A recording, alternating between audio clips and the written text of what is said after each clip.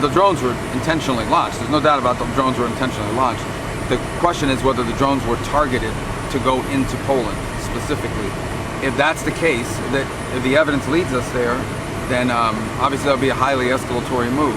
There are a number of other possibilities as well, but I think we'd like to have all the facts and consult with our allies before we make, specific determinations. Well, look, the U.S.-Israeli relationship is very strong. It continues to be strong. The president wants this conflict to end. He wants all the hostages out, all 48 of them, living and deceased. Obviously, we're concerned that events last week, he didn't like the way it went down. He's expressed that publicly. There's concern that perhaps that could.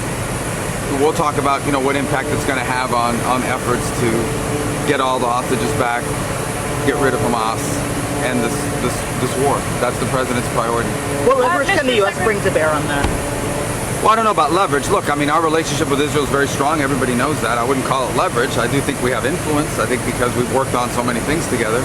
So we'll be there to express that, and also to express the president's views, which is that he wants Hamas defeated, he wants the war to end, he wants all 48 hostages home, including those that are deceased, and he wants it all at once. Like, he wants all the hostages now, not 5 and 10, piecemeal.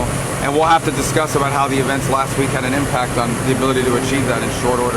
I'm going to get a much better understanding of what their plans are moving forward. What's happened has happened.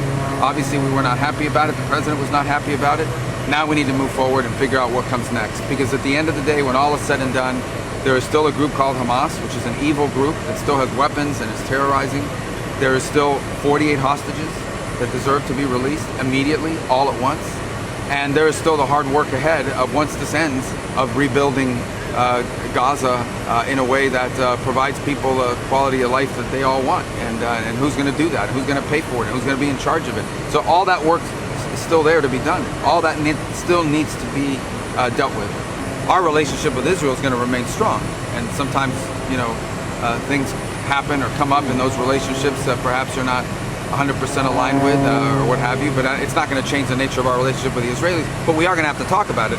Primarily, what impact does this have? What happened? What impact does that have moving forward on what comes next? I met with them. Vice President and I met with the Prime Minister yesterday. I know they had dinner with the President last night. So, we have a relationship with them as well. We've been working on a number of things with them. They've been, for example, very helpful in the DRC, Rwanda, or with the M23. They've been hosting those talks. So we had a visit there earlier this year. I did, and then went back a second time with the president. So they've been good partners on a number of fronts.